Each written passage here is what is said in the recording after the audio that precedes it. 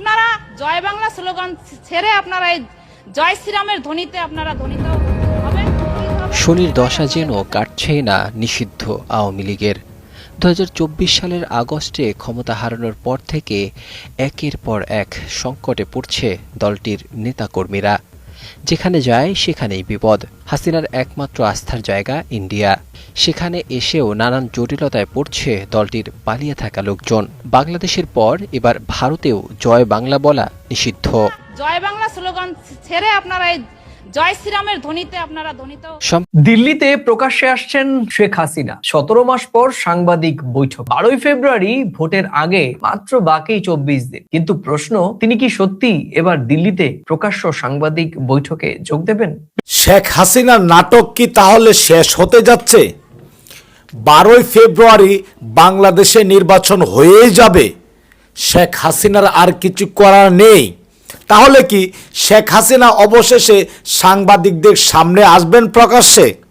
সুপ্রিয় দর্শক শ্রোতা, আজকের এই ভিডিওতে দিল্লিতে বসে থাকা সেই মাফিয়া সরকার খুনি শেখ হাসিনার চাঞ্চল্যকর তথ্য ফাঁস।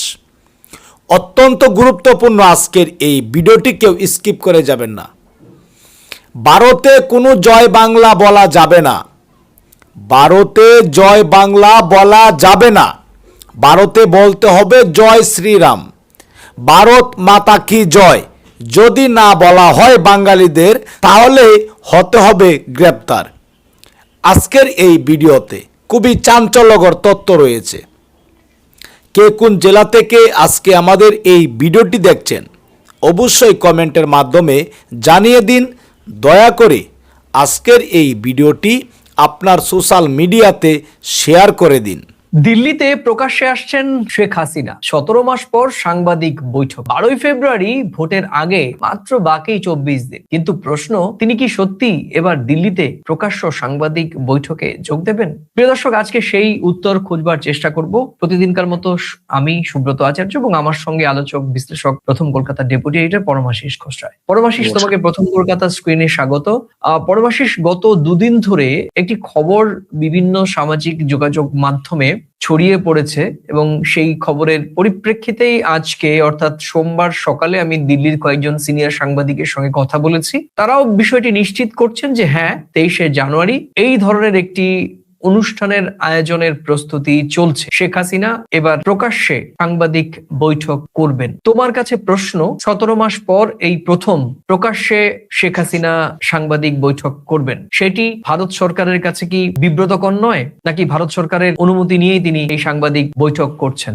দেখো, আমি এখানে কথা যদি বলতে হয় তাহলে আমাকে এইভাবে বলতে হবে, উনি ভারত সরকারের অনুমতি নিচ্ছেন কি নিচ্ছেন না সেটা ভারত সরকার বুঝবে, অনুমতি দিচ্ছেন কিনা এবং উনি অনুমতি নিচ্ছেন কিনা। বিষয়টা আমি গতকালও বলেছি যে বাংলাদেশের দুজন আওয়ামী লীগের শীর্ষস্থানীয় নেতারা দিল্লিতে বসে সাংবাদিক সম্মেলন করেছে, যেটা গণমাধ্যমে ইতিমধ্যেই উঠে এসেছে। এখন তারা বাংলাদেশের আওয়ামী লীগ একটি অত্যন্ত বড় রাজনৈতিক দল, যে কোনো কারণেই হোক, আমরা সকলেই জানি কারণটা কি, নতুন করে আর তারা অবতারণা করতে চাই না, যে সেই দলটা এখন সে দেশে নিষিদ্ধ, তাদের কার্যকারিতাটা নিষিদ্ধ, তারা নির্বাচনে অংশ নিতে পারছেন না। সেই দলের সভানেত্রী, সেই দলের প্রধান যিনি বাংলাদেশের প্রাক্তন প্রধানমন্ত্রী শেখ হাসিনা, সে 2024-এর 5ই আগস্টের পর থেকে বাংলাদেশের সেই অশান্ত বাংলাদেশে তিনি থাকলে আরো বাংলাদেশ অশান্ত হয়ে উঠবে এবং ওনার নিরাপত্তার অভাব বোধ করে উনি দিল্লিতে চলে এসেছেন। এখন ওনাদের দলকে বাদ দিয়ে নির্বাচন হতে যাচ্ছে। ওনাদের দলের যা স্ট্যান্ড পয়েন্ট, যে এই নির্বাচনটা ভুয়া নির্বাচন, এটা গণতান্ত্রিক নির্বাচন না, এটা ইনক্লুসিভ নির্বাচন না, বাংলাদেশে আওয়ামী লীগের অনেক সমর্থক আছে, নানান কথা। সেই জায়গা থেকে দাঁড়িয়ে আমি একজন ভারতীয় নাগরিক হিসেবে, আমি যদি সত্যিকারের সচেতন নাগরিক হই, তাহলে আমার পূর্বপুরুষের জন্ম বাংলাদেশে, আমার বাপ ঠাকুরদার জন্ম বাংলাদেশে। বাংলাদেশের সাধারণ মানুষের সঙ্গে সাধারণ, রহিমের সঙ্গে গোপালের, গোপালের সঙ্গে রহিমের যে সম্পর্ক, যে ছেলেবেলা বাপ ঠাকুরদার কাছে শুনেছি, সেই সম্পর্কের নিরিখে আমি বাংলাদেশের মানুষের সঙ্গে মানুষের বিদ্বেষ, বিরাগভাজন পরিবেশ, সম্পর্কে টানাপোড়েনের অবতারণা যাতে না হয় কোনো ক্ষেত্রে, উচ্চ পর্যায়ে হোক নিম্ন পর্যায়ে হোক, আমি সেটা যদি কোনো উচ্চ পর্যায়ে হয় আমি তার বিরোধ করব। আজকে বাংলাদেশের প্রাক্তন প্রধানমন্ত্রী বাংলাদেশের মানুষের কাছে উৎখাত হয়ে এসেছেন। সে দেশের আইন ব্যবস্থায়, আন্তর্জাতিক আদালতে, ট্রাইব্যুনালে বাংলাদেশের তিনি দোষী সাব্যস্ত হয়েছেন, মৃত্যুদণ্ডপ্রাপ্ত আসামি। বাংলাদেশের বিভিন্ন মিডিয়া, বিভিন্ন সাধারণ মানুষ, সমাজ মাধ্যমে বলা হচ্ছে তাকে ফিরিয়ে দেওয়া হোক। শেখ হাসিনাকে কেন্দ্র করে ভারতের সঙ্গে বাংলাদেশের একটা টানাপোড়েন সম্পর্ক। সেই জায়গায় দাঁড়িয়ে আমি একজন সাধারণ নাগরিক হিসেবে, সাংবাদিক হিসেবে তো পরে, যে বাংলাদেশের উনি তো দলটা করেছেন বাংলাদেশের মাটি, আজকে ভারতের মাটিতে বসে উনি সাংবাদিক সম্মেলন আদৌ করতে পারবেন কিনা বা করবেন কিনা, বা সেটা প্রকাশ্যে করবেন না ভার্চুয়ালি করবেন, সেটা অনেক পরের কথা।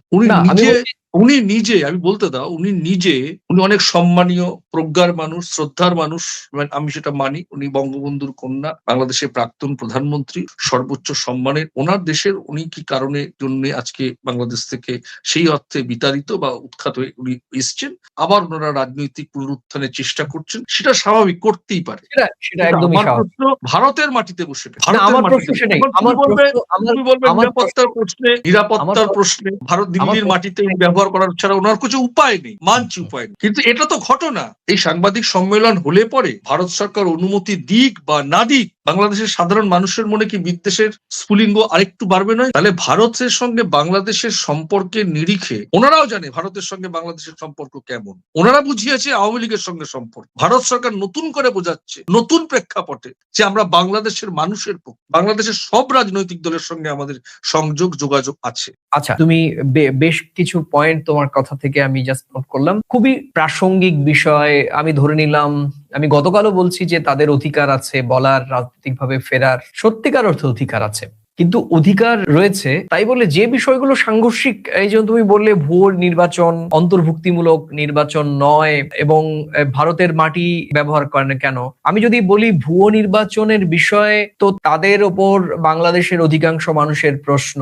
যে তারা যে 3টি পরপর নির্বাচন করেছে, সেই নির্বাচনগুলো কি অন্তর্ভুক্তিমূলক ইনক্লুসিভ নির্বাচন ছিল কিনা, বা সেই নির্বাচন কি ভুয়ো ছিল না। দেখো, ইউনূস গত 16 মাসে ইউনূস সরকারের সব কাজ উনি ভালো করেছেন, উনি একজন খুব শক্তিশালী সরকার, এমনটি কিন্তু আমরা প্রথম কলকাতা, আমরা একদম পরিষ্কার আমাদের এই জায়গাটায় আমাদের অবস্থান বা দৃষ্টিভঙ্গি আমি সেটা এক্সপ্লোর করছি যে কোনোভাবেই 16 মাসের যে এই সরকারের কর্মকাণ্ড, আমরা যেহেতু ভারত বাংলাদেশ সম্পর্ক নিয়ে কাজ করি, অনেক সিদ্ধান্তই বা অনেক বক্তব্যই আমরা আমাদের মতের সঙ্গে যায় না এবং সেটা সমালোচনার যোগ্য। কিন্তু তারপরেও একটি নির্বাচনের দিকে যাচ্ছে বাংলাদেশ এবং সেই নির্বাচনের তারিখ চূড়ান্ত হয়ে গিয়েছে এবং 2024-এর প্রেক্ষাপটও সকলে জানে। তাহলে সেখানে ভারতের মাটি ব্যবহার করে আবার দুদিন আগে একজন আমেরিকাতে থাকেন, দুজন ইউরোপে থাকেন, তো এই 3জন আওয়ামী লীগ নেতা দিল্লিতে সাংবাদিক বৈঠক করলেন এবং সেখানে তাদের যে বক্তব্য, আমি দিল্লির একজন সিনিয়র সাংবাদিকের